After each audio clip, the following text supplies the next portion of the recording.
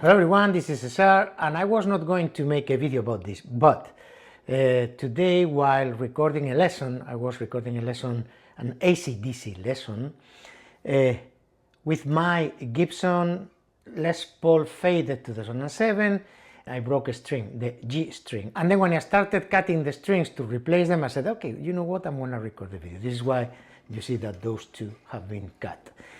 I broke the G string, it's weird, at the tuning peg. Anyway, this is a very special Gibson Les Paul, and this is the reason why I wanted to show it to you.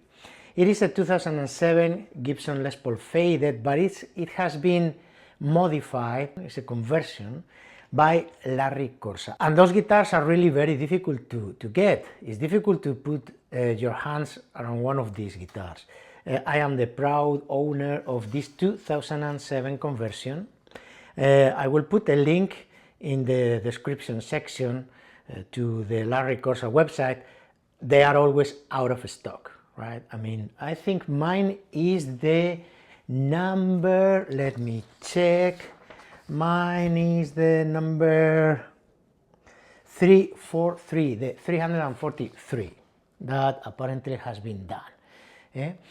Well, he has a thing about Gibson Les Paul Faded, about the sound and whatever, and what is really very interesting about this guitar, other than it's really very pretty and the fret job is fantastic, you will see later, are the Manalishi pickups and the electronics. So basically the idea is to recreate the old Peter Green sound, okay?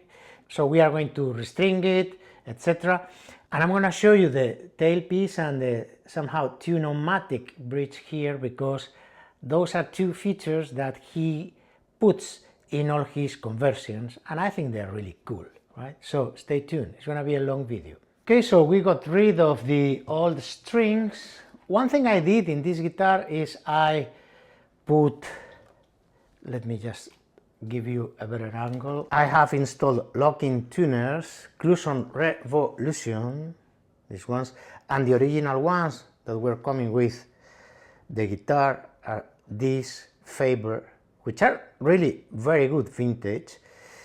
And I didn't change the tuners because of tuning stability or whatever, it's simply because when I change the strings it's much easier and faster and quicker doing it with locking tuners. Let me put the tuner back into the box so we can keep the originals.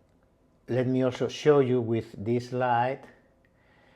The serial number is a 2007 Les Paul Faded, and one thing that you probably have noticed is that the ears in this guitar are really narrower. So the entire headstock is a little bit kind of slimmer than the one of the normal Les Paul standards, right? I think that Larry Corsa did shave a little bit the ears here. Anyway, I don't know if it is from factory or it is because of the conversion, of the Larry Corsa conversion. And now let me show you the pickups. As I told you, those are the Manalishi pickups and are not unpotted. So you need to take that in account, because it is a very particular tone, and also, more importantly, you need to take in account the possibility of getting a lot of feedback. It's not that big of an issue, I can tell you, because I've played this guitar a lot since I got it. But you need to be mindful of that.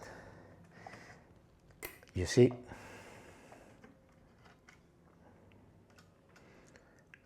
Manalishi with the Manalishi logo.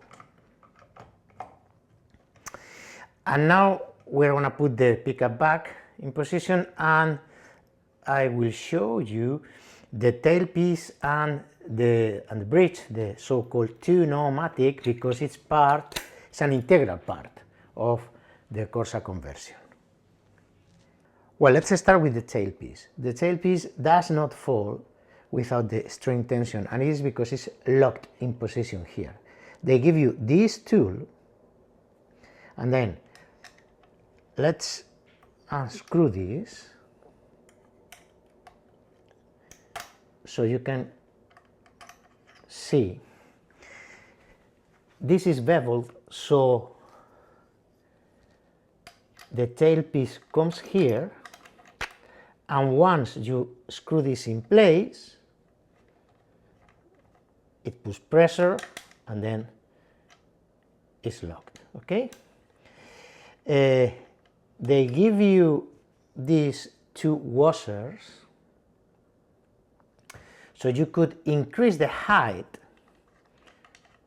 of the tailpiece when you do the setup of your guitar, or if you much rather prefer to have your tailpiece above the top of the guitar. See, you have this one, I have this one put, and you have another one just in case you need to raise the tailpiece. Okay, I got it with this one, which is great for me and for my setup, and you will see later why. Then this is the tailpiece. Okay, you put it here and then you screw it,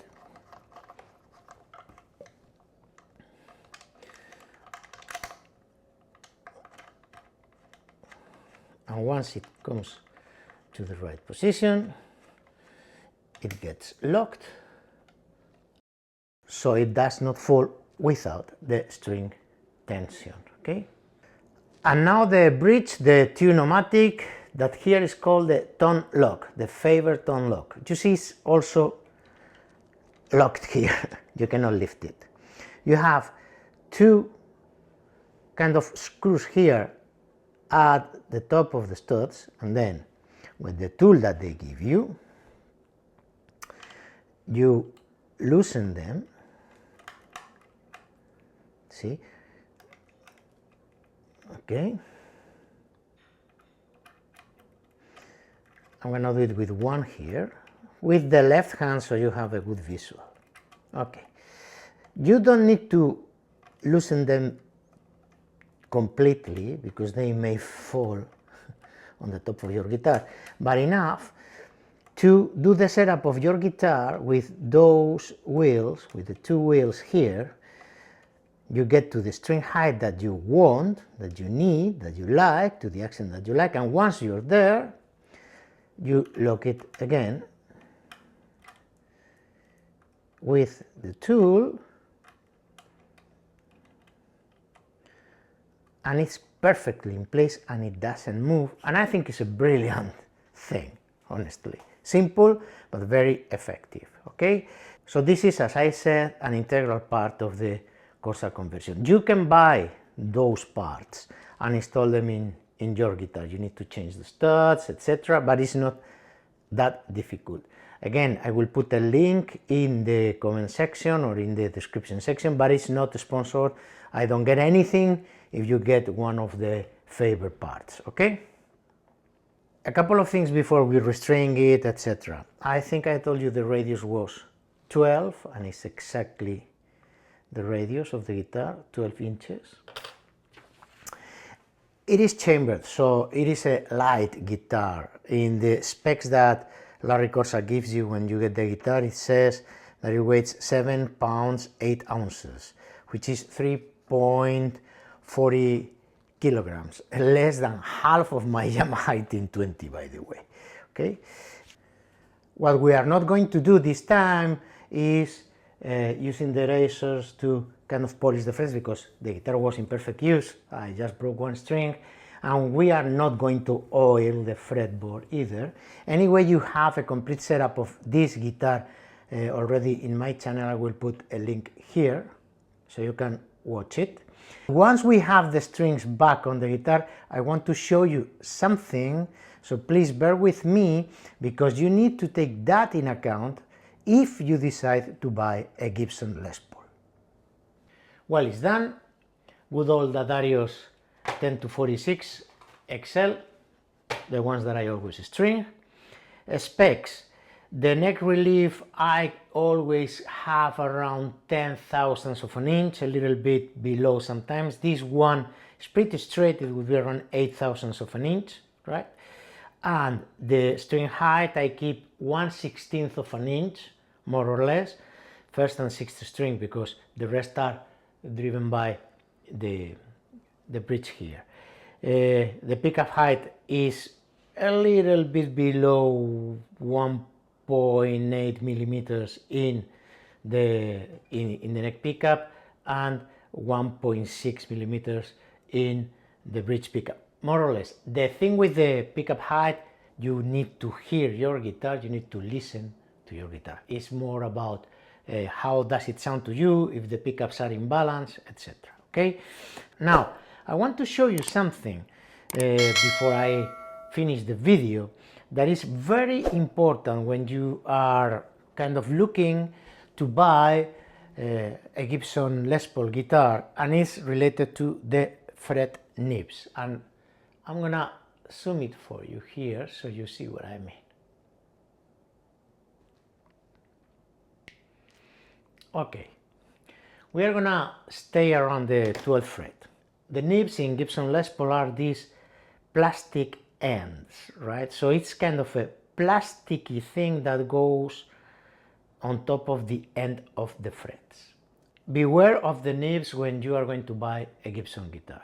So you go to the store, you plug your guitar, you really enjoy how it sounds, how it plays, you're happy, but be careful with the first string. Do this.